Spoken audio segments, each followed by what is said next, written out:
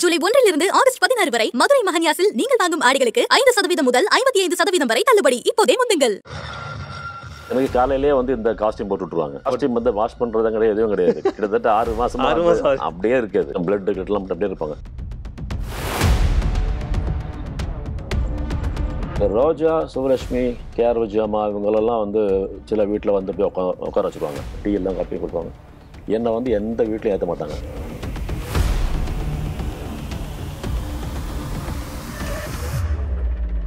அதில் இந்த குழந்தையெல்லாம் எடுத்துட்டு இது பண்ணுறதெல்லாம் இருக்குது பார்த்தீங்களா? அதெல்லாம் ரொம்ப அன்னைக்கே பயமாக இருந்தது எனக்கு. எஸ்டிஆர் மாதிரியும் சிம்பு சின்ன வயசில் இருந்த மாதிரி இருக்கும் அது. அப்போ இந்த குழந்தை பார்த்தீங்கன்னா நான் தூரத்தில் இருந்தாலே கிட்ட வர மாட்டான். ஒருத்தரோட கையை உடச்சிட்டு தூக்கி எறிகிற மாதிரி இது இருந்தது. அதை பார்த்துட்டு இருந்த பசங்க பார்த்தீங்கன்னா அடுத்த நாள் ஃபுல்லாக ஜுரம் பெரிய கம்ப்ளைண்ட், அதில் கிளம்புங்க அப்படின்ட்டு. லொக்கேஷன்லேயே பெரிய பிரச்சனை இந்த கேரக்டர். ஒரு வாரம் முடிஞ்சதும் பார்த்தீங்கன்னா தண்ணி வர ஆரம்பிச்சது இந்த கண்ணில் இருந்தெல்லாம் இன்ஃபெக்ஷன் ஆகி டாக்டரை காமிச்சதும் டாக்டர் திட்டோடு திட்டு என்னையா பண்ணிட்டு இருக்கு. கேஆர் விஜயா அம்மாவுடைய ஹஸ்பண்ட் அப்படிங்கிற மாதிரி வரும்போது பிறக்கிறதுக்கு முன்னாடி அவங்களாம் பெரிய ஆக்டர். அவங்க இப்போ சொல்லுவாங்க, என்னுடைய பேரா நடிச்ச சின்ன பையன், ரொம்ப சின்ன பையன் நீங்க சொல்லுவாங்க. இல்லை எந்த அளவுக்கு பயமுறுத்தலாம் அப்படிங்கிறது தான் என்னோட யோசனை. அதுக்காக என்ன பண்ண முடியும்? இந்த பல்லெல்லாம் நானே பண்ணி வச்சு காமிச்சேன். தமிழ்ல ஒரு யூடியூப்ல உங்களோட இன்டர்வியூ எதுவுமே கிடையாது. ஆமா, எனக்கே பெரிய ஆச்சரியமா இருந்துச்சு. ஏன்னா 25 வருஷத்துக்கு முன்னால படத்துல அந்த ஒரு கேரக்டரை இன்னைக்கு போயிட்டு எடுக்கிறாங்க அப்படின்போது விகடன் நியூஸ் அனைவருக்கும் ஜினதத்தனின் வணக்கம். இந்த எக்ஸ்க்ளூசிவ் இன்டர்வியூல என் கூட யார் இருக்கா அப்படின்னா 90s கிட்ஸோட தூக்கத்தை கெடுத்த வில்லன்களை ரொம்ப ரொம்ப முக்கியமானவங்க 2 பேர். ஒன்று அம்மன் படத்தில் ஒரு ஜண்டா, இன்னொன்று பொட்டம்மன் படத்தில் ஒரு அகோரி வில்லன்.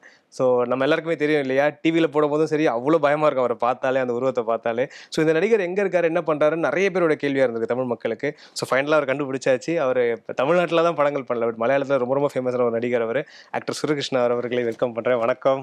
வணக்கம். ஸோ இந்த முகம் தானா அந்த முகம் அப்படின்றது எனக்கு ஆச்சரியமா இருந்தது பார்க்கும்போது. பொட்டம்மன் படத்தில் பார்க்கும்போது அந்த பயம் எனக்கு இன்னுமே இருக்கு. ஒரு ட்ராமானே சொல்லலாம் இல்லையா? ஐயோ அந்த உருவத்தை பார்த்தாலே பயம்ன்றது. 24 இயர்ஸ் ஆயிடுச்சு சார். கிட்டத்தட்ட 2000 வந்த படம். தமிழ்ல ஒரு யூடியூப்ல உங்களோட இன்டர்வியூ எதுவுமே கிடையாது. Exclusive interview. ஆமா, எனக்கே பெரிய ஆச்சரியமா இருந்துச்சு. ஏன்னா 25 வருஷத்துக்கு முன்னால படத்துல அந்த ஒரு கேரக்டரை இன்னைக்கு போயிட்டு எடுக்கிறாங்க அப்படின்போது அதுவே பெரிய ஒரு அவார்டு கிடைச்ச மாதிரி. நிறைய பேர் தேடிட்டு இருக்கோம் சார் நாங்க. அதனால எனக்கு ஆச்சரியமா இருந்தது, இவரு தானே அவர் அப்படின்றது. எனக்கு நிறைய பேர் அந்த வாய்ஸ் இது பண்றாங்க, மிமிக்ரி பண்றாங்க. ஆமா, இந்த படம் இப்ப ஆர்கே செல்வமணி சார் நிறைய தமிழ் தேசிய படங்கள் நிறைய பண்ணிருக்காங்க 90ஸ்ல, எல்லாருக்குமே தெரியும் அது. அதுல இருந்து விலகி, ட்ராக்ல இருந்து விலகி ஒரு அப்ப முன்னாடி பேசும்போது சொல்லியிருக்காரு எங்க கிட்டே, ஃபினான்ஷியல் காரணங்களால நான் இந்த மாதிரி ஒரு படம் எடுத்தேன். நீங்க எப்படி அந்த படத்துக்குள்ள வந்தீங்க? ஆக்சுவலா பாத்தீங்கன்னா அதுக்கு முன்னால தமிழ்ல பண்ணது திருவள்ளுவர் அப்படிங்கிற ஒரு தொடர், அது தூர்தர்ஷன் வந்தது அது. ஸோ அந்த ஒரு ஸ்டார்டிங் எனக்கு இருந்தது. செல்வமணி சாரோடைய அசோசியேட் டைரக்டர் எனக்கு நல்ல பழக்கம் எனக்கு. ஸோ அவர் படம் பண்ணுறாங்க, நீங்கள் பாருங்கள் கொஞ்சம் அவர் சாரை, ஒரு நல்ல கேரக்டர் இருக்குது, கிடைச்சதுன்னா ரொம்ப நல்லா இருக்கும் அப்படின்ட்டு. ஸோ நான் போய் மீட் பண்ணுறேன். அப்புறம் மீட் பண்ணதும் அவர் இது ஓகே அப்படின்ட்டு ஃபிக்ஸ் பண்ணிட்டாங்க அவங்க. அதுக்கப்புறம் தான் அந்த மேக்கப் பற்றிலாம் பேசி பார்த்தீங்கன்னா அந்த மேக்கப்பில் பார்த்தீங்கன்னா நிறைய விஷயங்கள் என்னுடைய ஓன் கான்ட்ரிபியூஷன். அது அந்த பல், ஆமாம் 2 பல்லு சைடில் அந்த பல்லெல்லாம் நானே பண்ணி இது பண்ணது.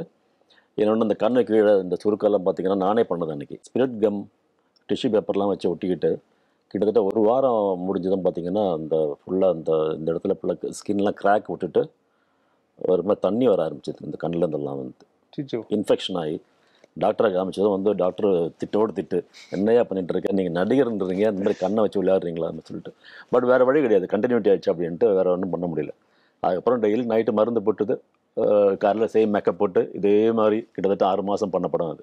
6 மாதம் ஷூட்டிங் போச்சு. ஒரு முதல் படம் இந்த மாதிரி ஒரு மாதிரி மேக்கப்பே ரொம்ப ஒரு மாதிரி அகோரியா இருக்கும், ரொம்ப ஒரு மாதிரி கோரமாக தான் இருக்கும். ஆமாம், எப்படி இருந்துச்சு அந்த கால் உங்களுக்கு எடுக்கும்போது? ஏன்னா நீங்க ரொம்ப ஒரு யூத் தான் நீங்க. படத்துல பார்த்தா அப்படிங்கும்போது உங்களுக்கு ஒரு சின்ன பையனா இருக்கும்போது, அந்த ஒரு யூத்தா இருக்கும்போது அந்த தாட் இருந்துச்சா, இந்த மாதிரி ஒரு கேரக்டர் பண்ண போறோம் நம்ம ஃபர்ஸ்ட் எடுத்த உடனே? ஆர்கே செல்வமணி சாருடைய படத்தில் நடிக்கிறது அப்படிங்கிறது அன்னைக்கு பெரிய விஷயம். ஏன்னா புலன் விசாரணை, கேப்டன் பிரபாகரன், இந்த நிறைய படத்துல ஹிட்டு கொடுத்த டேரக்டர். ஸோ அவருடைய படத்துல ஒரு மெயின் கேரக்டர் பண்ண போறோம். அதுக்கப்புறம் என் கூட ரோஜா, சுவலட்சுமி, கேஆர் விஜயம்மா இவங்கெல்லாம் இருக்கிறாங்க. அதில் ஹீரோ தெலுங்குலேருந்து ஒரு புது வேணு அப்படின்ட்டு ஒருத்தர். ஸோ எனக்கு நல்ல கான்ஃபிடன்ஸ் இருந்தது, டைரக்டர் என்ன ஆசைப்படுறாரோ அதுக்கு மேலேயும் பண்ண முடியும் என்னால் அப்படிங்கிற மாதிரி நல்ல ஒரு கான்ஃபிடன்ஸ் எனக்கு இருந்தது.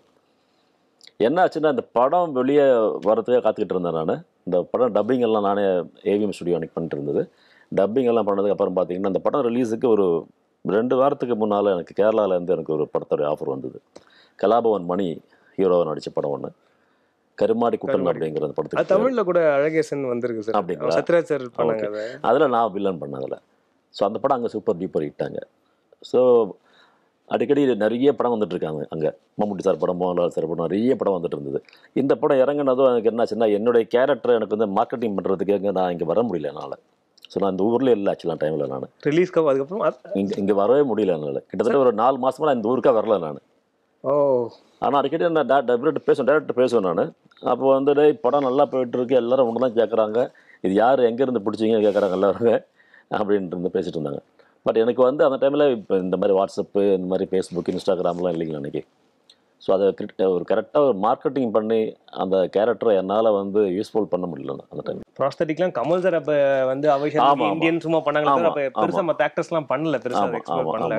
பட் உங்களோட லுக், ஏன்னா நான் என்ன சொன்னேன்னா, ஒரு வில்லனை காட்டும் போது இப்போ அம்மன் படத்துல வந்து அவருடைய லுக் நமக்கு வேற, ஆனால் ஒரு மேக்கப்ல இருக்காரு, சும்மா அவருடைய பொட்டெல்லாம் வச்சிருக்கோம். பட் இந்த கேரக்டர் அப்படி கிடையாது. ஒரு மாதிரி டார்க் ஸ்கின்ல நீங்க 2 பல்ல வச்சுட்டு இங்க ஷ்ரிங்க் ஆயிட்டு. இல்லை எந்த அளவுக்கு பயமுறுத்தலாம் அப்படின்றது தான் என்னோட யோசனை. அதுக்காக என்ன பண்ண முடியும் அப்படின்ட்டு. ஏன்னா இதெல்லாம் பண்ணுறது அன்றைக்கி ரொம்ப கஷ்டமாக இருந்தது அன்றைக்கி. இப்போ அதுக்கெல்லாம் நிறைய மெட்டீரியல் வந்திருக்கு. இப்போ கண்ணில் கீழே கொஞ்சம் சுருக்கம் வரணும். ஆனால் கேஆர் விஜயா அம்மாவுடைய ஹஸ்பண்ட் அப்படிங்கிற மாதிரி வரும்போது, இந்த ஹீரோவோட அப்பா அப்படின்னு வரும்போது கொஞ்சம் ஏஜ் தெரியணும். அப்போ கண்ணு கீழே கொஞ்சம் சுருக்கம் வேணும். அதுக்கு என்ன பண்ணலாம் அப்படின்ட்டு மேக்கப்லாம் பேசிகிட்டு இருக்காங்க.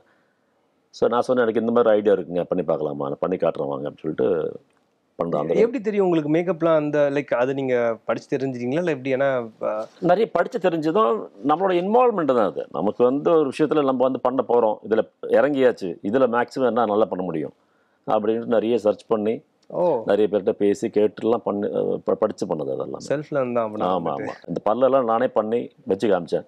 டேரக்டர் வந்து பயங்கர ஹாப்பியாக இருந்தார். ஒரு க்ளோஸ் ஷாட்லாம் இருக்கும் சார், வெறும் உங்களோட வாய்க்கு மட்டும் வச்சு பேசல, சிரிக்கிறது மட்டும், அந்த பல்ல மட்டும் ஃபோக்கஸ் பண்ணிலாம் ஷாட்லாம் இருக்கும். அதில் என்ன ஒரே பிரச்சனைனா, அது ஓவராக மேக்கப் பண்ணிட்டோம்னா இந்த படத்தோட 6 ஷீட் போஸ்டர் அங்கேயோ வச்சுட்டு இருந்தாங்க. அது பக்கத்தில் நான் போய் நிற்கிறேன். வந்து என்னுடைய ஃபேஸ் இவ்வளோ பெருசாக வச்சுருக்காங்க.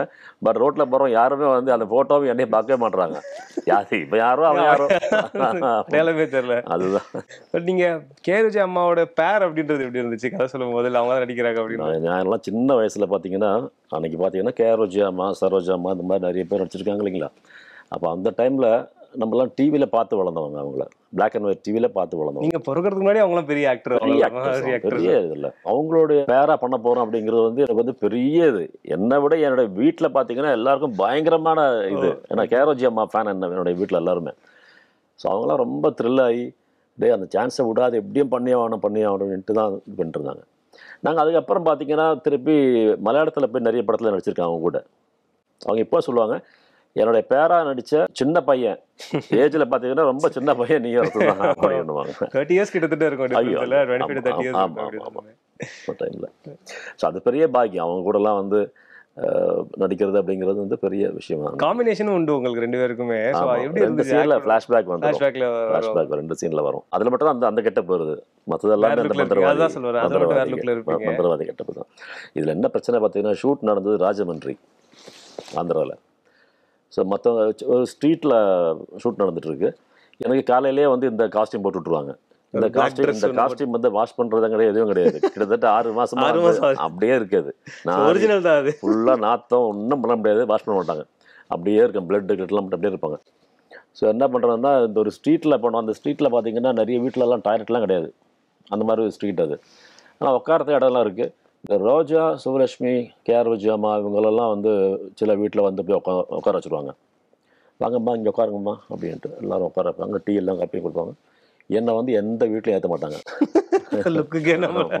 எந்த வீட்லையும் ஏற்ற மாட்டாங்க, பசங்க பயப்படுறாங்க அப்படின்ட்டு. அன்றைக்கி அந்த ஷூட் நடக்கும்போது நிறைய அதில் ஒரு ஃபைட் சீக்வன்ஸ் பார்த்தீங்களா. ஃபைட்டில் பார்த்தீங்கன்னா ஒருத்தரோடைய கையை உடச்சிட்டு தூக்கி வீசுகிற மாதிரி ஒரு ஷாட் இருக்குது. அதில் ஆக்சுவலாக அந்த ஆளுக்கு ஒரிஜினலாகவே கை கிடையாது, முட்டு கீழே கை கிடையாது. நம்ம எக்ஸ்ட்ரா வந்து கை ஃபிட் பண்ணிவிட்டு அந்த ஃபைட் ஸ்டெப்பில் வந்து இந்த உடச்சிட்டு தூக்கி எறிகிற மாதிரி இது இருந்தது. அதை பார்த்துட்டு இருந்த பசங்க பார்த்தீங்கன்னா அடுத்த நாள் ஃபுல்லாக ஜுரம் வந்து ஸ்கூலுக்கெல்லாம் போகாமல் நிறைய கம்ப்ளைண்ட், இங்கே ஷூட் பண்ண முடியாது, இங்கே அவரை கூட்டு முதல்ல கிளம்புங்க அப்படின்ட்டு. லொக்கேஷன்லேயே பெரிய பிரச்சனை அந்த கேரக்டருக்கு. ஆமாம். இல்லை நாங்கள் வந்து அதை செட்டுன்னு நினைச்சோம். அப்போ செட்லேயே எடுக்கல அந்த படம். இல்லை இல்லை இல்லை, லைவ் லொகேஷன்ஸ் தான். எல்லாம் லைவ் லொகேஷன். அந்த கோவில் எல்லாம் லைவ். ஓ லைவா? செட்டு கிடையாது எல்லாம் ஆந்திரா. ஓ கொஞ்சம் போர்ஷன்ஸ் தான் வந்து இங்கே செங்கல்பட்டில் எடுத்தோம் நாங்கள். மற்றபடி எல்லாமே வந்து ஆந்திரா தான், ராஜமன்றி. இப்போ அந்த படம் வந்து தெலுங்குல துர்கா, தமிழ்ல வந்து பொட்டம்மன் அப்படின்னு வந்தது பைலிங்குவல்ல. இப்போ செல்வமணி சார் எங்க கிட்ட சொன்னது அதோட தம்பி வந்து அவருடைய பேர்ல ராஜரத்னம் பேர்ல இருக்கும். தமிழ்ல அவருடைய பேர்ல வந்தது, தெலுங்குல வந்து ஆர்கே செல்வமணி சார் பேர்ல வந்து. எப்படி அது ஒரே டைம்ல சைமல்டேனியஸா எடுத்தாங்களா இல்ல லைக் ஆக்டர்ஸ் நீங்க? நிறைய டயலாக் தெலுங்குல இருந்தது. தெலுங்கு எடுத்துட்டு நல்லா லிப் தெரியுற மாதிரி இருந்ததுன்னா அதே தமிழ்லயும் சில இடங்கள்ல நான் சிங்க் இருக்கும். ஏன்னா ஆமா, தெலுங்கு தமிழ் மாறி எடுத்திருந்தாங்க. அது தெலுங்கு கொஞ்சம் தெரியும் எனக்கு, அதனால வந்து அதுவும் கொஞ்சம் ஈஸியாக தான் இருந்தது. தமிழ் ஆஃப்கோர்ஸ் நமக்கு இங்கே இருக்கிறதுனால வந்து எந்த பிரச்சனையும் இல்லை. அது பட் டப்பிங் எல்லாம் ரொம்ப நல்லா என்ஜாய் பண்ணது. அதெல்லாம் வந்து நிறைய பேருக்கு தெரியாது உங்க வாய்ஸ்ன்றது. நிறைய பேர் நீங்க அஃப்கோர்ஸ் இந்த இன்டர்வியூ பார்க்கும்போது தெரியும் சார் வந்து லைக் இங்க பிறந்து வளர்ந்தவங்க. ஆமா, இவங்க வேற மொழி நடிகர் அப்படின்ற மாதிரி தொடர்ந்து எல்லாருக்குமே இருந்துச்சு. அது என்னாச்சுன்னா தெலுங்குல இருந்து இவர் தெலுங்கு நடிகர் அப்படின்ட்டாரு ஆர்கே செல்வமணி சார். ஓகே, தெலுங்குல இருந்து கொண்டு வந்திருக்கோம் நாங்கள் வந்து பெரிய ஆளாங்க அப்படி சொல்லி பில்டப் பண்ணிட்டு இருந்தாங்க. அதனால வந்து மலையாளம் அப்படிங்கிறது யாருக்கும் தெரியாது. வீட்டில் எல்லாம் ரொம்ப ஆசைப்பட்டாங்க கே ரோஜி அம்மாவோட நடிக்க போறோம் அப்படின்னு சொன்னீங்க. அவங்க படத்தை பார்த்துட்டு என்ன சொன்னாங்க? அவங்க திட்டினாங்க, வீட்டில் திட்டினாங்க. நல்லா இருந்தேன், ஏன்டா இப்படிலாம் பண்ணுறது, இப்படி கொடூரமா இருக்கி அந்த படத்துல அப்படின்னு சொல்லி நம்ம கேரக்டர்மா அது இப்படி பண்ண சொல்றாங்க. அதுல அந்த குழந்தையெல்லாம் எடுத்துட்டு இது பண்றதெல்லாம் இருக்கு பாத்தீங்களா, அதெல்லாம் ரொம்ப அன்னைக்கே பயமா இருந்தது எனக்கு. ஏன்னா ரோஜாவோடைய அண்ணன் குழந்தை இது படத்துல. அவங்களே கொஞ்சம் பார்க்க ஒரு எஸ்டிஆர் மாதிரியும் அந்த மாதிரி அந்த சாயல் இருக்கு. சின்ன வயசுல இருந்த மாதிரியே இருக்கும். சிம்பு சின்ன வயசுல இருந்த மாதிரி இருக்கும் அது. அப்போ இந்த குழந்தை பார்த்தீங்கன்னா நான் தூரத்துல இருந்தாலே கிட்ட வர மாட்டான். ஆமா, அந்த மாதிரி அந்த எல்லா ஷாட்ல அந்த குழந்தை அழுதுட்டு தான் இருக்கும். அது அழுதுட்டே இருக்கும். டேரக்டர் வந்து இப்போ ஓகே உட்கார அப்படி அந்த மாதிரி தான் எடுத்துட்டு இருந்தோம். அது நான் அந்த குழந்தை பக்கத்தே போக மாட்டேன் நான். அந்த அளவுக்கு பயம். அது வேற இல்லை சார், டிவியில பார்த்து எங்களுக்கே பயம். சின்ன குழந்தை. ஸோ வீட்டில் வந்து எல்லாருக்கும் அவங்க அம்மா வந்து ரொம்ப திட்டினாங்க, என்ன இந்த மாதிரிலாம் பண்ணாதரா, போயிட்டு என்ன யாருன்னா பார்த்து அடிக்க போறாங்க ஒன்று அந்த மாதிரிலாம் சொல்லிட்டு ஒரு பேர். அந்த மாதிரி அந்த டைம்ல அது பயங்கரமான ஒரு த்ரில்டு. அதெல்லாம் அது அந்த மாதிரி ரெஸ்பான்ஸ் வர்றதெல்லாம் வந்து நம்ம வீட்லயே வந்து நம்மளை ஒத்துக்க மாட்டாங்க. இந்த மாதிரி அதெல்லாம் ஒரு பெரிய ஒரு இது. அதெல்லாம் செல்வமணி சார் வந்து நான் சொன்ன மாதிரி நீங்க உங்களுக்கே தெரியும் எல்லாம் புலன் விசாரணை, கேப்டன் எல்லாமே ஒரு பொலிட்டிக்கல் படம் நிறைய எடுத்திருக்காரு. இப்போ அவர் ட்ராக்க மாதிரி இந்த படம் வந்து அம்மன் மாதிரி ஒரு படம் எடுக்கும்போது எப்படி இருந்துச்சு? ஸ்பாட்ல அவர் உங்களுக்கு சொல்லி கொடுத்ததுல இந்த சீன்ஸ் எக்ஸ்பிளைன் பண்ணி அவரோட ஒர்க் பண்ணது எப்படி இருந்துச்சு? ரொம்ப டிஃப்ரெண்டா இருந்துச்சு. ஏன்னா வந்து ஒரு ஆக்ஷன் மூவிஸ் பண்ற டைரக்டர் அவர். அது நம்ம அதுதான் ஆசைப்பட்டு இருக்கோம். பட் டோட்டலாக அதெல்லாம் விட்டுட்டு இந்த மாதிரி ஒரு கேரக்டர் மந்திரவாதி இந்த மாதிரி சொல்லிட்டு ரொம்ப நல்ல ஒரு எக்ஸ்பீரியன்ஸ் அது. நான் டோட்டலாக கதை கேட்டு தான் படம் பண்ண போகிறது. இருந்தாலும் வந்து என்னுடைய மனசில் பார்த்தீங்கன்னா ஒரு கேப்டன் பிரபாகரன், புலன் விசாரணை இந்த மாதிரி படங்களில் தான் அவர் பண்ணணும். அந்த படத்தில் நான் நடிக்கணும், இந்த மாதிரி நல்ல ஆசை இருந்தது எனக்கு. பட் அவர் அதுக்கப்புறம் பார்த்து டோட்டலாகவே படம் பண்ணுறதே ஸ்டார்ட் பண்ணிட்டாரு. ஆமாம், அந்த மாதிரி அந்த இதில் போயிட்டார் சார். ஆனால் அவரோட தம்பியோட பேரும் இதில் தமிழில் வர யார் டைரக்ட் பண்ணது சார்? அவர் ரெண்டுமே எப்படி இருந்தார்? ராஜரத்னம் படத்தோட கேமராமேனாக இருந்தார். கேமரா பண்ணது அவர், டைரக்ட் பண்ணது செல்வமணி சார். ஸோ ரெண்டுமே வந்து தனியாக எடுத்தாலும் ஃபுல்லாகவே அவர் தான் ஃபுல்லாக எடுத்துகிட்டு இருந்தாங்க. அந்த படத்தில் இந்த மிக்சல் கேமரா, இந்த டபுள் இது பண்ணுறதெல்லாம் அந்த கேமராலாம் அந்த படத்தில் யூஸ் பண்ணிருந்தாங்க. இப்போ அதெல்லாம் தேவையில்லை. அந்த படத்தில் அந்த மிக்சல் கேமராலாம் யூஸ் பண்ணிருந்தாங்க. அதெல்லாம் நல்ல பெரிய ஒரு எக்ஸ்பீரியன்ஸாக இருந்தது. இந்த ரோஜா உடம்புல நான் போகிற மாதிரி, ரோஜா வந்து மாறுற மாதிரி. அந்த டைமில் அந்த அளவுக்குலாம் கிராஃபிக்ஸ் எல்லாம் அந்த அளவுக்குலாம் பெருசாக ஒன்றும் இங்கே வந்ததில்லை. ஒருவேளை அந்த படம் இப்போ பண்ணால் வச்சுங்களேன், கிராஃபிக்ஸில் இன்னும் நல்லா மிரட்டலாம். இல்லை நீங்கள் வரும்போது அந்த பிஜிஎம்ஏ முதல்ல எல்லாருக்கும் வேற ஒரு இதெல்லாம் மியூசிக் எல்லாம் வரும். அந்த ஃபஸ்ட்டு ஷாட்லாம் எடுத்தது பார்த்திங்கன்னா இங்கே விசாகப்பட்டினம் புரா கேவ்ஸ் அப்படின்ட்டு பெரிய ஒரு கேவ் ஒன்று இருக்குது. அது உள்ளே எடுத்த ஃபஸ்ட்டு ஷாட் அது. அதில் தான் அந்த பொட்டம்மன் அந்த என்னுடைய குருவை தலை வெட்டுறது அந்த டைட்டில் ஆரம்பிக்குது. நான் இப்போ ரீசெண்டாக நான் வந்து அந்த படத்தை ஃபுல்லாக பார்த்தேன். நான் இப்போ ரீசெண்டாக நானே ஒண்டியாக உட்காந்து பார்த்துட்டு இருந்தேன். உங்களுக்கு எப்படி இருந்தது? நல்லா இருந்துச்சு. நல்ல ஒரு கதை இதெல்லாம் இருந்தது. அதில் இன்னைக்கெல்லாம் பார்த்தீங்கன்னா இந்த அளவுக்கு பட்ஜெட் கிடையாது. டக்குன்னு எடுத்துகிட்டு முடிச்சிடுறாங்க, அவ்வளோதான். இன்னொன்று நான் புது ஆள் வேறு, அதனால் என் சைடில் எந்த டிலேயும் வரக்கூடாது. கரெக்ட். ஸோ நிறைய யோசிச்செல்லாம் பண்ண முடியாது. இந்த ஷார்ட் முடிச்சு தான் அடுத்த ஷார்ட்டை கூப்பிட்றாங்க, நேராக போயிடுறது, அந்த டைலாக் பேசுகிறது, அவ்வளோதான். இந்த மாதிரி ஃபாஸ்ட்டாக எடுத்துகிட்டு இருந்தாங்க அன்றைக்கெலாம் வந்து.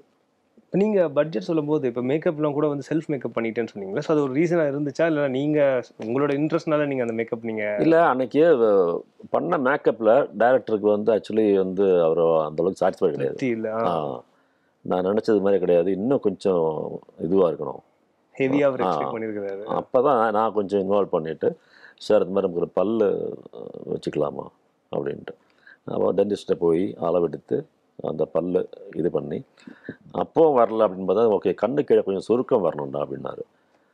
அது பண்ணி, ஆனால் என்னோட சின்ன வயசில் அன்றைக்கி, ஸோ அது பண்ணுறதுக்காக என்ன பண்ணாலும் வந்து அது ஓகே ஆக மாட்டேங்குது. ஏன்னா காரில் போடுற மேக்கப் நைட் வரைக்கும் இருக்குன்னு இல்லைங்களா.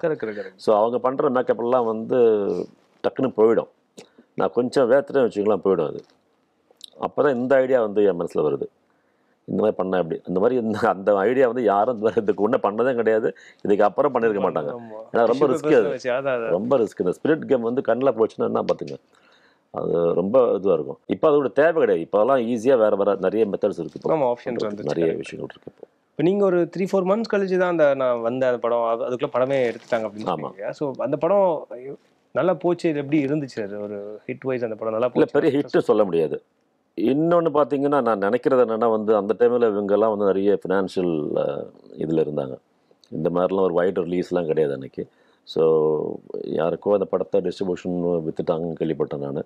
மற்றபடி படம் சரியாக போகல அப்படிங்கிறத விட வந்து இந்த கேரக்டர் வந்து அன்றைக்கே வந்து நிறைய பேசப்பட்டது. நான் மிஸ் பண்ணது என்னென்னா வந்து இந்த ப்ரிவியூ ஷோ போட்டாங்க பார்த்தீங்களா, அது எனக்கு வந்து லைஃப்பில் பெரிய மிஸ்ஸிங். ஏன்னா செல்வமணி சாரோடைய அவர் அன்றைக்கி வந்து அசோசியேஷனோட இதில் இருக்கார், எல்லா பெரிய பாரதிராஜாலேருந்து எல்லா டேரக்டர்ஸும் வந்திருக்காங்க படம் பார்க்குறதுக்காக. அந்த படத்தில் நான் சொன்னேன், சார் வந்து என்னை வந்து யார்கிட்டையும் வந்து என்னை வந்து இது பண்ணாதீங்க, இன்ட்ரோடியூஸ் பண்ணாதீங்க, நான் வேறு கேஷுவலாக வந்துடுறேன், நான் படம் முடிச்சதுக்கு அப்புறம் மட்டுமே வந்து இந்த ஆள் தான் அந்த கேரக்டர் பண்ணியிருக்கான் அப்படிங்கிற சொல்லுங்கள், சரிடா அப்படின்ட்டு இருந்தார். பட் நான் சொல்கிறேன், அந்த டைமில் திடீர்னு அந்த மலையாள படத்தில் வந்து போய் மாட்டிக்கிட்டேன். நான் அங்கேருந்து வர முடியல. எனக்கு என்ன ஆசைன்னா வந்து, நான் சாதாரணமாக ஒரு ஜீன்ஸ் டிஷர்ட்லாம் போட்டு அந்த படத்தை பார்த்துட்டு படம் முடிஞ்சதுக்கப்புறம் யார் இருந்தாலும் கேட்குறதும்போது வந்து என்னை காட்டிட்டு இவர் தான் இருந்தாலும் அப்படி சொல்லும்போது இவனா அப்படின்னு கேட்கறது ரொம்ப ஆசையாக இருந்தது எனக்கு. பட் அது நடக்கல எனக்கு. ஆடி வந்தாச்சு, அப்போ ஆஃபர்ஸும் வந்துருச்சுன்னு தானே அர்த்தம்? ஆமாங்க, ஜூலை 1 ஆகஸ்ட் 16 வரை நம்ம மதுரை மஹன்யாஸில் நீங்கள் வாங்கும் ஆடைகளுக்கு 5% முதல் 55% வரை ஆடி தள்ளுபடி விலையில கிடைக்கும். இது பெண்களுக்கான பிரத்யேக ஆடியகம்.